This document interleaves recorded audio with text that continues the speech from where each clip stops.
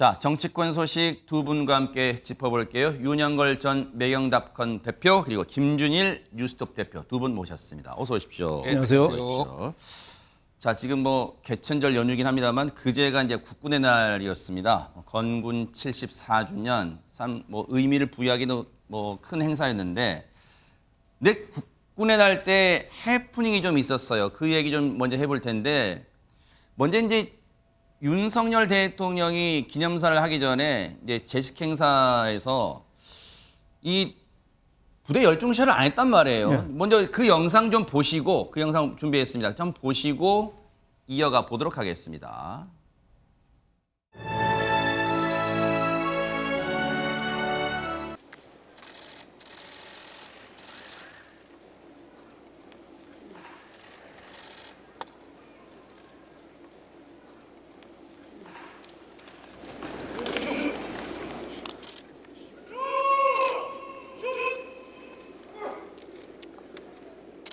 존경하는 국민 여러분.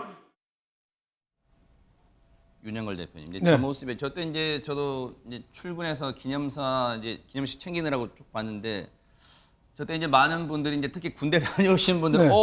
이 정적은 뭐지 했을 것 같기도 해요. 근데 어떻게 보셨어요? 뭐 좀 해프닝이라고 봐야죠. 예, 대통령이 단상에서 올라와서 인사하고 열중 쉬어 이렇게 해야 되거든요. 쉬어 이렇게 구호를 해야 되는데 그런 명령을 안 한 거죠. 그러니까 그 열병에 참여한 그 군인들은 그대로 부동 자세로 차렷 자세로 있어야 되는 거죠. 네. 그러니까 대통령에 대해서 좀 세밀하게 좀 준비 좀 했어야 되는데 왜 그런 걸 빠뜨렸냐. 뭐 그런데 국방부에서 설명하기로는 뭐 지휘관 책임으로 열중 시어도 했다. 그래서 자율적으로 하는 거다. 뭐 이렇게 설명을 했습니다만 좀 매끄럽지 않은 좀 해프닝이 아닌가 이런 생각이 좀 듭니다.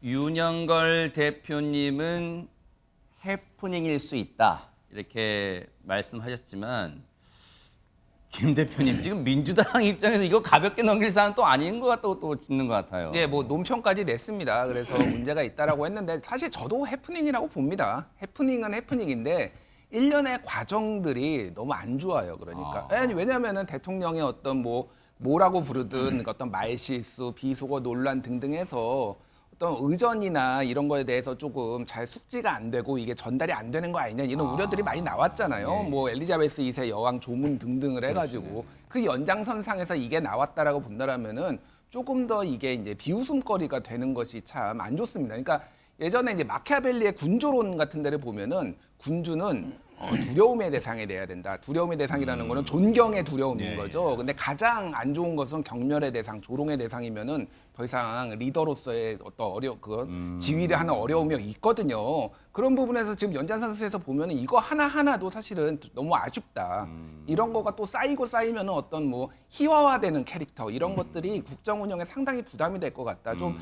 의전 좀 잘했으면 좋겠습니다. 이게 대통령이 뭐 외우지 못해서 그런 건지 아니면 의전에서 잘 못 챙겨준 건지는 모르겠습니다만 좀 이런 사소한 실수들 좀 안 했으면 좋겠습니다. 네. 예. 시청자분들이 궁금하실 수 있잖아요. 아니 그러면 전임 대통령 때는 이런 일은 없었나? 아마 궁금하실 거예요. 바로 직전 문재인 전 대통령, 당시 대통령 때는 국군의 날 행사 때 어땠는지 한번 보시고 이어가 보도록 하겠습니다. 주소 부대 열중시여. 부대 열중시여. 윤영걸 대표님. 네. 이게 이제 물론 지금 우리 김준일 대표님도 이제 뭐 거기엔 동의하셨어요. 이게 해프닝으로 볼 수 있다. 다만 문제는 지금 뭐 문재인 전 대통령 군대를 다녀왔고 윤석열 대통령은 안 다녀왔다 이 차이가 아니라 대통령실이 이렇게까지 뭔가 좀 느슨하게 대통령이 여기에 대해서 대응도 못하게 비단 이 문제뿐 아니라 며칠 전에 그 유아들 있는 어린이집 방문했잖아요. 근데 네. 야, 이 나이 때 아이들은 다 집에만 있는 줄 알았어 라고 했다가 지금 또 그 발언도 문매를 맞았단 말이에요. 대통령실이 준비가 정말 대처를 못할 정도로 소홀히 한다. 이런 비판 나올 것 같습니다. 뭐 그런 비판은 있을 수 있죠. 지난번에 지금 외교 참사라고 많은 비판을 받는데 그것도 외교 안보실 1차장 김태효 1차장이 사전에 지난 15일 날 한미 한일 정상회담이 확정됐다. 일정만 조율 중이다. 이렇게 얘기했거든요. 그런 연장선상으로 봐야죠. 그래서 좀 저런 것도 좀 완벽하게 준비 좀 해야 되는데 좀 네. 부족했다. 뭐 이런 측면은 저는 대통령실은 좀 비판을 받아야죠. 하지만은 저런 일거수일투족까지 여당, 야당까지 나서서 그렇게 문제 삼고 논평까지 하고 그럴 정도로 저는 큰 사안인가. 저는 그렇게 안 봐요. 저 정도는 그냥 해프닝으로 좀 봐줘야지. 저는 너무 좀 지나친 비난은 옳지 않다. 다만 이제 국군의 날 행사에 중국 장갑차를 동원해서 사진이 나왔거든요. 그거는 저는 좀 심각하다고 봐요. 왜냐하면은 그거는 단순한 실수가 아니라 그건 나사가 빠진 거거든요. 실수하고 나사 빠진 거하고는 좀 네. 다르죠. 그거는 중국 국군의 날에 우리 국군 행사에 중국 장갑차를 등장시켰다. 이거는 옛날에 우리 왜 기강이 빠진 나라를 당나라 군대라고 그랬잖아요. 네네. 예, 당나라 군대 아니거든요, 사실. 당나라 군 나당 연합군도 세고 그랬어요. 안녹산 난 이후에 좀 약해졌지.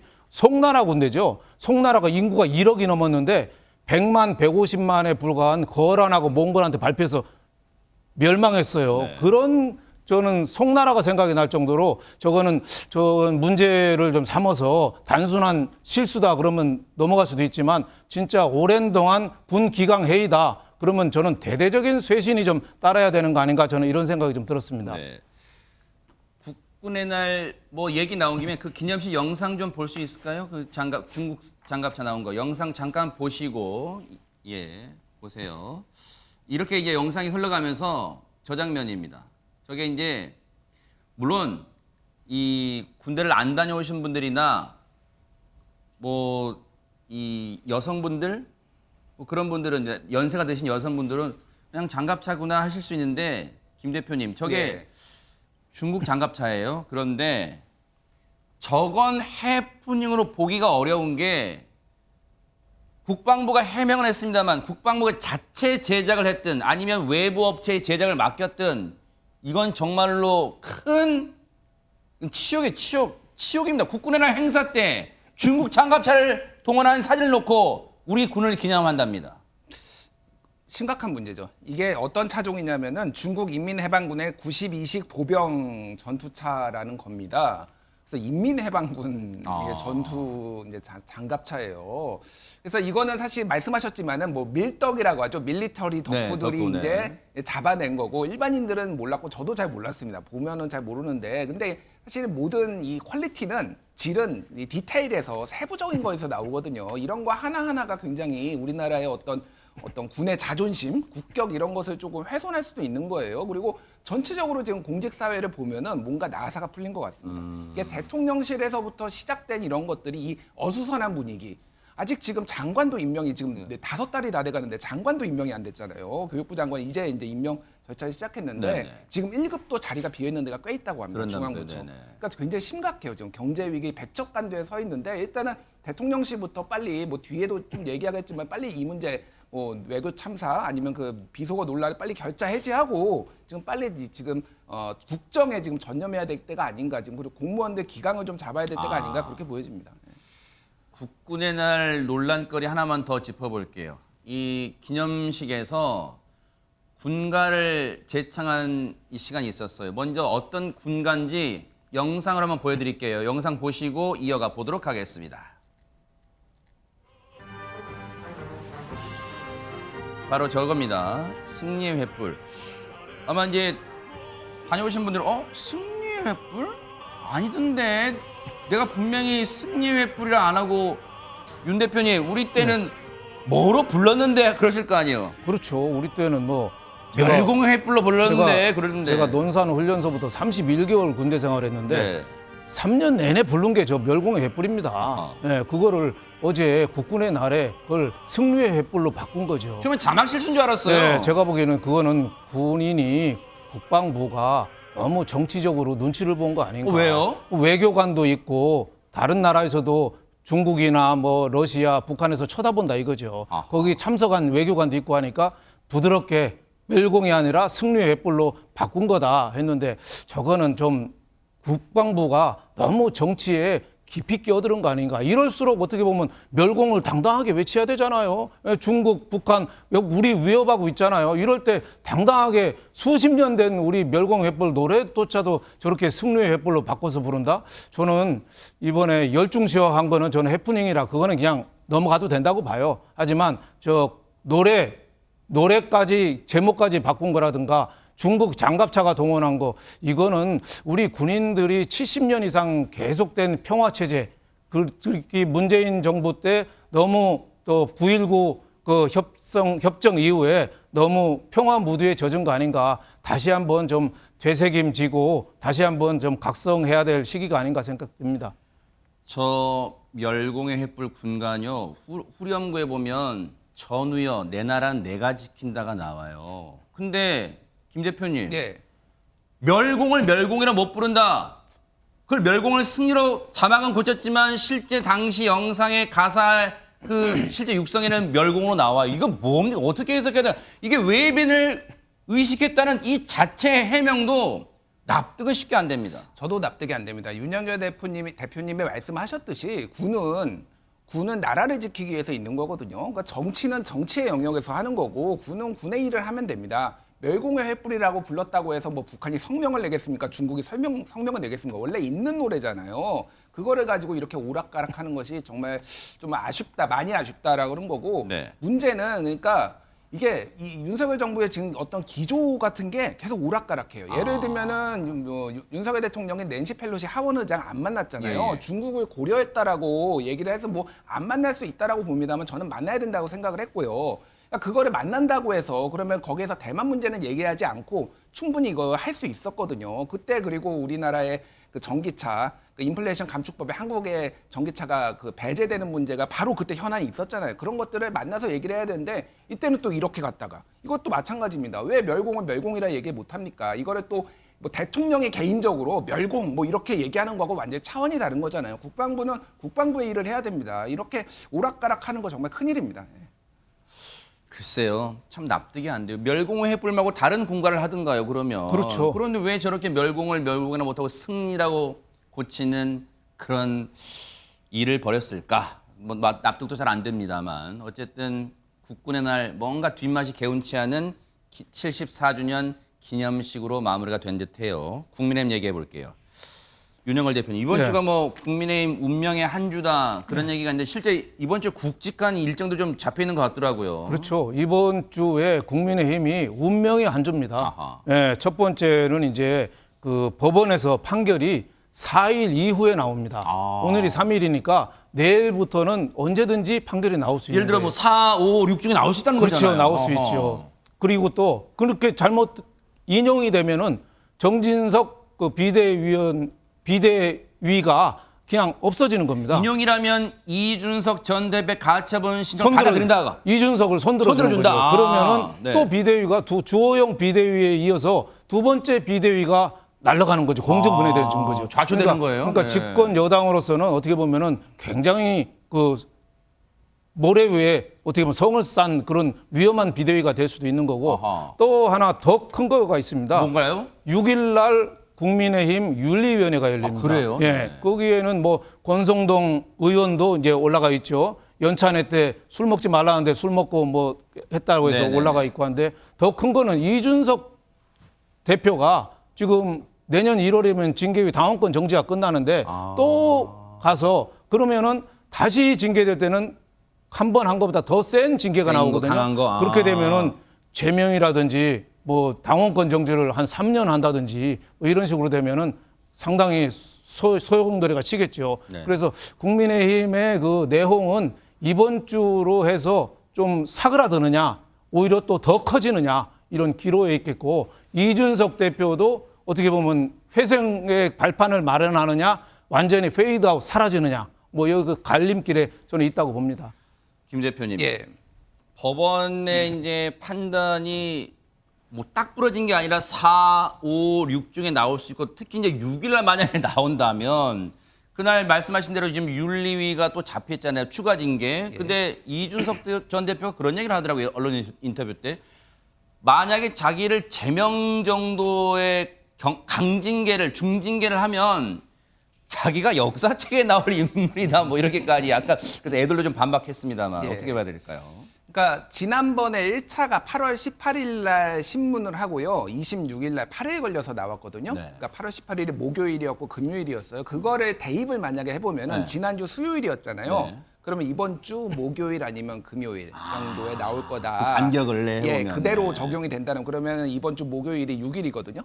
4일 날 내일 나올 수도 있지만은 그럼 뭐 그날 겹칠 수도 있어요, 이게. 예, 그럼 뭐 분위기는 데자뷰 현상도 아니고 이게 참 네. 예, 예. 그냥 이제 겹칠 수도 있습니다. 그래서 중요한 거는 제가 다른 방송에서도 이런 용어를 한번 썼는데 국민의힘이 이준석 무간지옥에 빠졌다. 이게 헤어나올 수가 없다라는 거예요. 왜냐하면은 징계를 만약에 또 내리죠. 네. 징계를 내리면 징계에 대해서도 이게 가혹하다, 가처분 신청을 내릴 겁니다. 예, 그건 이미 이준석 대표가 이미 밝힌 상황이죠. 왜냐하면은 그 지난번 6개월보다 높은 징계 수위가 가야 된다라고 한다라면은 지금 뭐 탈당 권유, 제명 아니면 당원권 정지 3년이거든요. 근데 범죄를 저지른 분들도 이를테면은 뭐 김성태 전 의원 같은 경우에는 KT 이제 청탁이 있었잖아요. 3개월 받았어요. 당원권 정지 3개월. 그게 대법원 형 확정받은 것보다 이게 3년을 받을 만한 사안인가 이런 거에 대해서 이제 많은 국민들이 또 의구심을 가지고 있고 이것도 가처분 신청. 네. 조기 전당대회 열려고 하면 조기 전당대회도 가처분 신청. 그러니까 이거를 애시당초 정치적으로 풀지 못하고 여기까지 끌고 온 게 완전 패착이다. 그러니까 사실 지금 국민의힘이나 아니면 대통령실이나 전체적으로 정치가 실종되면서 이게 완전 난장판이 돼버렸습니다. 이게 저는 정말 너무 아쉬워요. 왜냐하면 경제 문제가 지금 제일 심각한데 이런 거 가지고 왜 이렇게 해야 되는지 좀 정말 좀 정치력을 제발 좀 발휘해 주십시오. 정치력 부재가 좀 느껴진다 이렇게 말씀하셨는데 윤리위 이 얘기 나온 김에 이준석 전 대표가 이양희 윤리위원장 아버지를 언급했어요. SNS에 어떤 내용인지 한번 보여주세요. 느닷없이 4.4.5입 개헌 얘기를 꺼내요. 쭉 이제 우리한테 역사 공부를 시킬 요량은 아닐 거예요. 이준석 전 대표가 왜 4.4.5입 개헌 당시에 그 단상에 올라갔던 부의장 그리고 멱살 잡았던 그 누구 얘기를 한 겁니까, 윤영걸 대표님? 그러니까 이양희 지금 윤리위원장의 부친이 소속 이철승 의원이거든요. 아, 그래요? 네. 지금 굉장히 자꾸 하셨잖아요. 굉장히 네. 유명하신 분이죠. 네. 그분이 중도 통합론 얘기 많이 했죠. 아하. 근데 우리나라에서 중도가 참 설 자리가 없잖아요. 그렇죠. YS나 DJ는 어떻게 보면 강경한 투쟁자거든요. 아하. 그래서 정치적으로 큰 성공은 못 했는데 그래도 그 자유당 때 4.4.5입 개헌 이때 준열이 어떻게 보면 분노하고 단상에서 그 국회 부의장 멱살까지 잡고 네가 이게 제대로 된 정치인이냐 하고서 멱살까지 흔들은 그런 얘기를 이준석 대표가 하는 거죠. 왜 했겠어요? 자기에 대한 징계가 이준석에 대한 징계가 그만큼 말이 안 된다. 억울하다. 뭐 이런 건데 저는 그거를 SNS에 이양희 윤리위원장 아버지를 동원해서 그 억울함을 호소했다. 뭐 이렇게 볼 수 있는데 저는 아까 김 대표님이 그 무간지옥이라 악순환에 빠진다고 그랬는데 이번 주에 만약에 윤리위원회 열어서 징계가 더 센 거 예를 들면 제명이 되잖아요. 저는 윤리위원회에서 판단까지 그 소송 가처분 대상까지는 좀 어렵지 않겠느냐. 그거는 윤리위원회 격식은 맞춘 거거든요. 비대위가 저렇게 무산된 거는 최고위원 사퇴나 이런 문제가 깨끗하게 안 됐기 때문에 비대위가 계속 무산되는 건데 윤리위원회는 지금 하자가 없어요. 형식상 절차상으로 보면은. 그래서 이준석 대표는 저는 이번 주 6일 날 계기로 해서 급속히 퇴조할 가능성도 좀 있다. 그래서 당이 비대위가 이번에 인용을 받아들여진다고 하더라도 저는 그러면은 주호영 원내대표 체제로 또 가거든요. 그래서 국민의힘이 좀 메비우스의 띠처럼 또 악순환의 고리에 빠질 수도 있지만 이번 주가 최악의 바닥으로 해서 수습 국면에 들어갈 가능성도 저는 상당히 높다. 이렇게 낙관적으로 긍정을 해봅니다. 김 대표님. 예.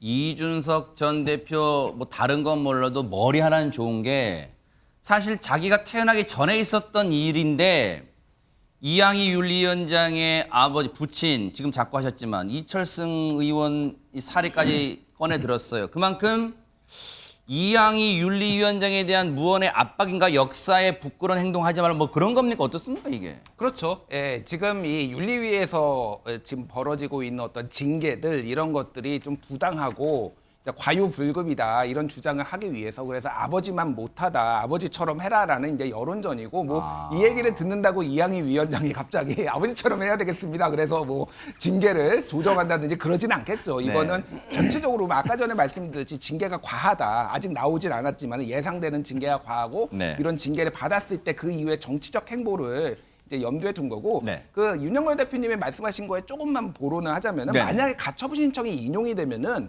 이 얘기는 뭐냐면 이준석 대표가 1월 9일 날 복귀한다는 얘기예요. 아하. 그 얘기는 내년 6월까지 그 임기를 채우는 거거든요. 어. 그럼 조기 전당대회가 안 됩니다. 그러겠네요. 당연한 거예요. 그거에 이제 법원의 취지인데 그거를 무시하고 조기 전당대회를 주호영 직무대행이 밀어붙일 수도 있고 그러면 또 가처분 신청이 된다라는 말씀이에요. 그러면 아하. 또 이제 못 열게 되고 뭐 이런 이게 악순환 악순환이 그래서 최소한 내년 6월까지는 이준석 무관지옥에 지금 빠져 있을 가능성이 굉장히 높다라고 제가 그래서 말씀드린 겁니다. 네. 예. 이런 가운데요, 이준석 전 대표가 이 공세를 전방위로 넓힌 것 같아요. 지금 SNS에 그 내용을 또 올렸어요. 이른바 이제 나라가 지금도 시끄러운 원인 중에 하나인 그 비속어 논란을 올리면서 해외 언론도 이 비속어 논란에 뭐 강하게 보도했다 뭐 그런 내용을 지금 또 실었습니다. 어떤 의도일까요, 이건 또? 그러니까 BBC 방송, 영국의 공영방송이죠. 거기서 개그 프로그램에서 그 대통령의 비속어에 대해서 다뤘어요. 뭐 개그 프로에서 굉장히 좋은 소재죠. 뭐 과거에도 뭐 트럼프 대통령이나 자주 그 개그 소재가 되니까. 네. 그런데 이제 문제는 이준석 대표가 그 BBC가 영국 정부의 입장이면은 우리를 조롱한 게 만들었으니까 외교 참사고 BBC와 정부에서 항의해야 되는 거 아니냐. 뭐 그러니까 어떻게 보면은 우리 MBC에 항의한 거랑 똑같다는 그런 거죠. MBC랑 비교한 거죠. 저는 이준석 대표가 그거는 좀 오버한 거 아니냐. 왜냐하면 윤 대통령 얘기로는 그 얘기를 안 했다는 거 같거든요. 국회 땡땡 뭐 승인 안 해주면 날리면 뭐 쪽팔려서 어떻게 하느냐 뭐 이러는데 안 했다는데 굳이 BBC하고 MBC랑 같이 해서 정부가 부당하게 언론을 탄압하는 것처럼 이렇게 대표가 얘기하는 거는 저는 좀 지나친 비판 아닌가 비난 아닌가 좀 이런 생각이 들어요. 네. 윤 대통령이 지금 억울하다는 거 아니에요. 그러면 진상을 더 밝히고 좀 그 할 필요가 있는 거지. 저렇게 일방적으로 언론을 비판했다. 저는 윤 대통령도 억울한 입장도 충분히 저는 들어줘야 된다고 봅니다. 네. 네. 이준석 전 대표가 징계가 됐을 때 그 초기만 해도 김 대표님 예. 이준석 전 대표를 향한 동정론이 좀 거셌는데 갈수록 이제 세간의 평가가 지금 이 윤석열 대통령 저격하는 게 잦아져서 그런지 몰라도 너무 선을 넘는다는 평가도 좀 많아지는 것 같긴 해요. 많아졌죠. 예, 여론조사 결과를 봐도 이준석 대표에 대해서 조금 우호적이지 않게 나오는 것들. 그리고 예, 뭐 당대표, 차기 당대표에서도 한때는 1위 했거든요. 이준석 대표. 그런데 지금은 이제 많이 낮아졌습니다. 그러니까 이게 이 노이즈가 이제 잡음이 많아지면 어쨌든 부정적인 것들이 원인이 누구한테 있든 그런 것들이 이제 더 씌워진 것도 맞고 뭐 BBC 같은 경우에는 저거는 정치 풍자 프로그램이잖아요. 그래서 우리나라로 따지면 뭐 SNL, 그랬죠, 예. 세러데이 나이트 라이브. 그러니까 뭐 옛날에 그 개그 프로그램에서 그런 얘기도 있었습니다. 개그는 개그일 뿐 오해하지 말자. 그래서 이거는 네. 그냥 받아 웃어 넘길 수 있는 건데 굳이 저거를 공유를 했어야 되나 네. 그런 생각은 좀 듭니다. 예. 이런 가운데 뭐 너 SNS 활용 둘째가라면 서러울 이제 홍준표 대구시장도 SNS 통해서 유승민 전 의원이 지금 이 상황에 대해서 윤 대통령 많이 이제 직격을 하잖아요. 거기에 또 비판을 하고 나섰어요. 좀 자중하라 뭐 그런 뜻인가요? 어떻습니까? 뭐 유승민 지금 전 대표, 전 의원이 지금 아주 날선 공격을 하죠. 네. 국민을 뭐 개돼지만도 못하게 한다. 누가 보면 야당의 그 그렇죠. 비판 성명 같아요. 네. 어떻게 보면 말리는 신우이가 더 밉다고 네. 윤 대통령은 유승민 전 의원에 대해서 굉장히 화가 많이 났을 건데 오히려 저 홍준표 대구시장 과거에 윤 대통령하고 선거 때 많이 그랬죠. 좀 마찰도 있고 네네. 많이 싸운 사이인데 오히려 역성을 들고 유 전 의원 그렇게 하면 안 된다. 뭐 그래요? 이렇게 한 거죠. 네. 저는 뭐 정치적인 의도가 있다고 봐요. 첫 번째는 이제 TK가 내 거다. 유승민 너 여기 나서지 마. 내 거야. 왜냐하면 지난번 대선 과정에서 민심에서는 여론조사에서는 홍준표 대구시장이 윤석열 대통령을 이겼거든요. 근데 당심에서 졌어요. 근데 당심을 좌우하는 거는 TK 민심이거든요. 아하. 그러니까 이 기회에 내가 TK 맹주다 내 거야. 예. 그리고 윤 대통령하고 척지는 거하고 한 배 타는 거랑 차기 대권 도전에 뭐가 유리하겠습니까? 지금 윤 대통령이 지지율은 물론 24%, 과거에 홍준표 시장이 탄핵 이후에 대통령 출마할 때 받은 게 24%거든요. 거의 바닥까지 왔지만은 지금 정권 초예요. 5개월 남짓했는데 지금은 윤석열 대통령하고 한 배 타는 게 유리하다. 뭐 이런 판단을 한 게 아니냐. 그리고 대구시장에 있다 보니까 국민들이 대선 주자라는 걸 자꾸 잊어버려요. 예, 대구에만 있잖아요. 그러니까 호남이나 이런 데서는 대구시장에 큰 관심 없을 거 아닙니까? 그러니까 유승민 의원을 세게 디스하면서 뒤통수를 치면서 내가 바로 국민의힘의 어른이야. 네. 그러니까 윤핵관도 사라지고 모두가 힘이 없는데 내가 어른이야. 좀 있으면 서울 올라갈 테니까 다들 기다려. 저는 뭐 이런 제스처라고 봅니다. 아니 그럼 반대로 뒤집어 보면 유승민 전 의원이 윤 대통령에게 세게 각을 세우는 건 혹시 차기 당권 뭐 그런 것도 관련이 있습니까? 어떻습니까? 뭐 유승민 의원이 그거 자체를 당권 도전에 대해서 배제는 하지 않았죠. 얼마 전에 경북대 강연에서 네. 이제 뭐 여론조사 결과도 언급을 하면서 했는데 예, 먼저 홍준표 의원부터 말씀을 드리면 네네. 홍준표 의원은 약간 요즘 억강부약 같아요. 뭐냐면은 그러니까 홍준표 의원은 몸은 대구에 계신데 사실상 이제 마음은 뭐 용산이나 이 여의도에 계신 것 같아요. 왜냐하면 페이스북에 올리는 게 대구 것도 가끔 올리는데 거의 중앙 정치 얘기만 올리십니다. 그래서 이준석 대표도 한동안 견제를 했어요. 왜 그러냐면은 결과적으로 보면은 이준석 대표도 2030의 어떤 표심을 가지고 경쟁자였잖아요. 그리고 지금 유승민 의원이 강하게 메시지를 내니까 결국은 당권이나 아니면 대권에서 또 약간 걸림돌이 되니까 강하게 견제를 하고 있다. 이렇게 보시면 될 것 같고 또 하나는 굉장히 자부심이 있습니다. 홍준표 지금 시장 어떤 자부심이냐면은 모두가 이를테면은 뭐 그 바른미래당으로 박근혜 대통령 탄핵 때 떠났을 때 나는 당을 지킨 사람이다. 지켰다. 나는 진짜 원조 보수다. 저 사람들이 개혁 보수라고 얘기하지만 사실은 배신자다. 뭐 이제 방송용어 적절한지 모르는데 사실상 사꾸라다. 막 이런 느낌으로 지금 계속 이 메시지를 내고 있거든요. 그런 이제 보수 진영을 좀 결집해서 이제 윤석열 대통령 이후로 한 번 더 도전하겠다라는 그런 지금 뭐 전체적인 것 같고 유승민 의원은 진짜 판을 보는 것 같습니다. 정말로 이 보수 세력 내에서도 지금 부글부글 끓는 분들이 정말 많거든요. 그래서 지금 타기 이제 당권마저도 이제 뭐 친윤계로 넘어가는 것에 대해서 부담을 좀 느끼시는 분들이 상당히 있고 그게 이용호 원내대표 때 이미 42표로 나타났잖아요. 그런 부분들을 조금 이제 상황을 보면서 움직이는 것 같습니다. 사실 이게 윤 대통령의 뭐 비속어 논란이라고 언론들이 제목을 답니다만 사실 이 발언 논란이 지금 한 2주 가까이 된 것 같아요. 국민들도 피로감도 상당한데 이게 뭐 세간의 평은 그래요. 쉽게 끝낼 수 있는 사안이었는데 이 지경까지 몰고 왔다. 지금 박진 외교장관 해임 건의안까지 지금 통과된 이런 상황까지 왔어요. 이거 어떻게 봐야 됩니까?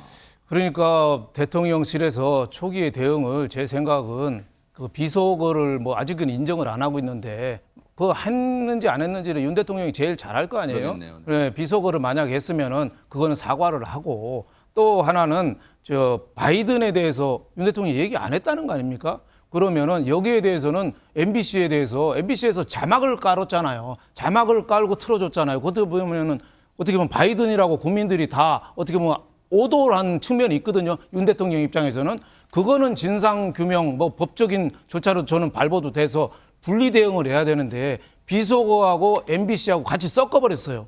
그러니까 그런 국민들이 볼 때는 이게 뭐냐 이런 게 나온 거 아닌가 이렇게 생각이 돼요. 그래서 저는 사과를 저는 뭐 하는 게 옳다고 보는데 대통령이라는 자리는 꼭 도덕적으로만 판단은 하지 않잖아요. 저는 도덕 윤리적으로는 비속어 썼으면 사과하는 게 옳은데 과거에 삼국을 통일한 조조나 사마의 같은 나라는 꼭 도덕 정치를 해서 그런 건 아니거든요.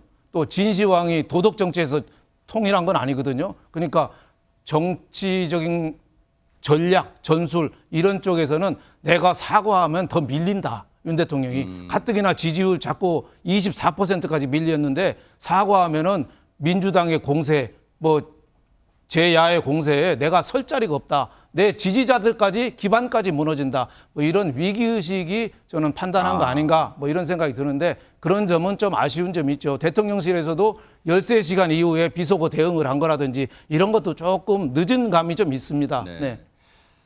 이런 가운데 내일부터 국정감사가 시작이 돼요. 김 대표님, 그래서 걱정되는 게 이번 국정감사가 이른바 비속어 논란 국감 또는 이재명 대표 사법 리스크 국감 이걸로 다 블랙홀 될까 봐 걱정됩니다. 이미 뭐 거의 블랙홀 예고돼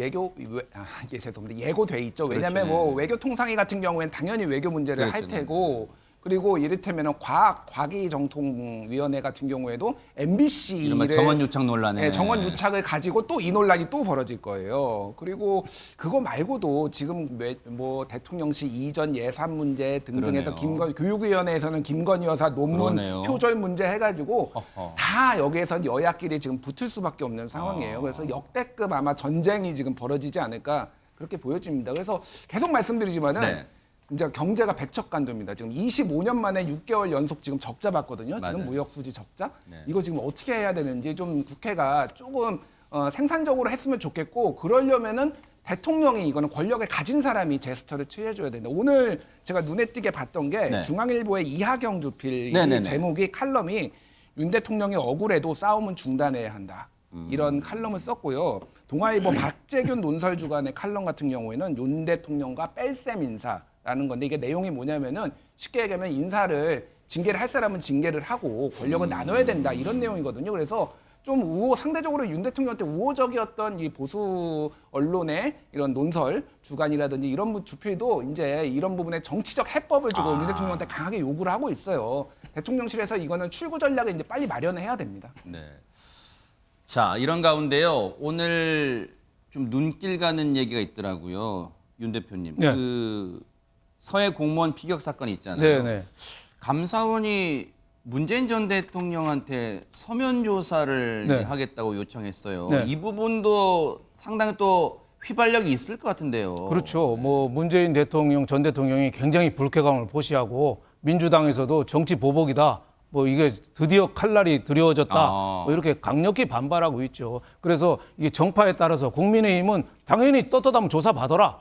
민주당에서는 정치 보복이다. 뭐 이런 프레임이 지금 빠져드는 건데 저는 뭐 개인적인 생각이라면은 떳떳하면 전 조사 좀 받아라. 세월호 옛날에 7시간 갖고 그렇게 주장했지 않냐. 예?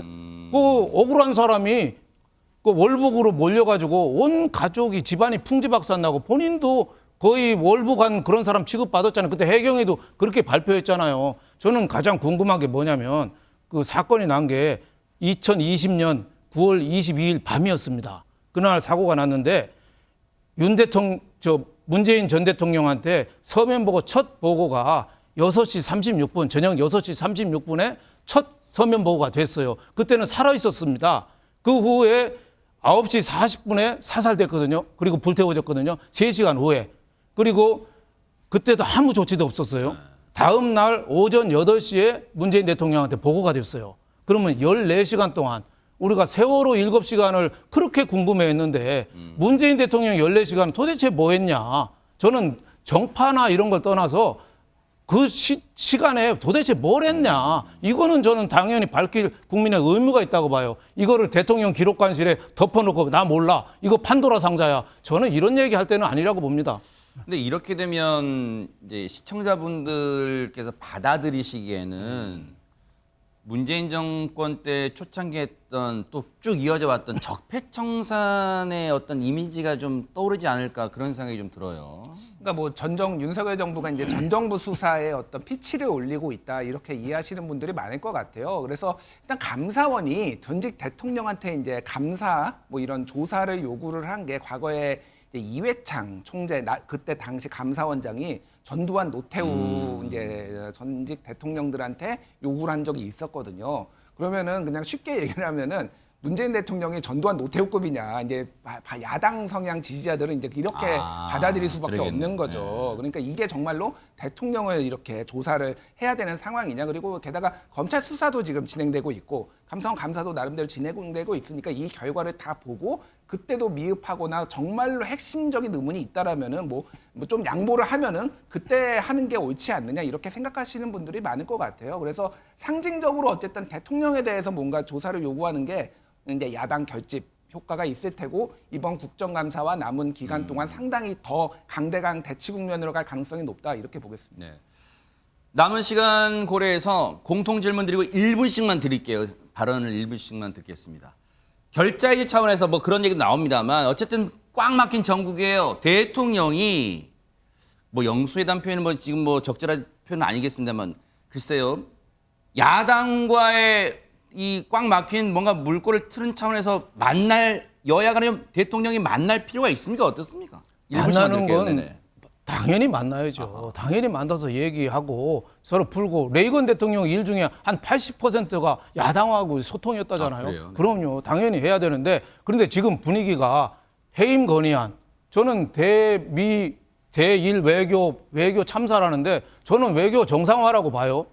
할 거 다 했잖아요. 바이든 대통령하고도 회담하고 기시다하고도 회담하고 근데 너무 민주당 이재명 후보가 사법적 리스크를 피하기 위해서 오히려 최고의 수비는 공격이라고 이렇게 나오는데 대화는 해야 되지만 그런 분위기는 총을 똑같이 내려놔야지 한 사람만 내려놓고 손 내밀 수는 없는 거 아닙니까?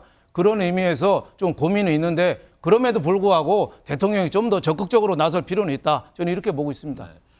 이제 그러다 보니까 만나자는 데는 큰 틀에서는 뭐 그런 거 공감대는 있지만 지금 말씀하신 것처럼 세부적으로 들어가면 지금 이런 상황인데 이 지경으로 해놓고 만나자고 서로 동상이몽 같기는 해요. 일단 저는 대통령이 유감 표명을 해서 출구 전략을 하는 게 빨리 맞다고 봅니다. 예, 뭐 사과든 유감이든 뭔가 왜냐하면 이런 논란이 뭐 비속어든 아니든 논란이 빚어진 거에 대해서 대통령의 부주의함이 있었잖아요. 그 부분에 대해서 빨리 하고 결자해지를 했는데 지금 국민의힘에서는 밀리면 끝장이라는 생각을 하는 것 같은데 2019년에 조국 사태 때 딱 그랬거든요. 민주당에서 여기서 밀리면 끝장이다라고 하다가 수렁으로 가서 결국 정권까지 교체가 됐잖아요. 예, 반면교사를 삼아야 돼요. 그리고 그 다음에 영수회담도 가능하지 않을까. 일단은 유감 표명하고 이거 빨리 결자해지 하십시오. 네. 정말로 이 먹고 사는 문제가 이 국민 입장에서는 코앞에 닥친 이 시급한 문제일 텐데 정치권만 보면 한숨이 저절로 나올 것 같아가지고 참 걱정이 됩니다. 연휴 보내시면서 아마 국민들 많이 고통스러우실 텐데요. 그런데 그래도 희망을 내시기 바랍니다. 뭔가 좋은 날은 반드시 올 거다. 그런 생각도 감히 해봅니다.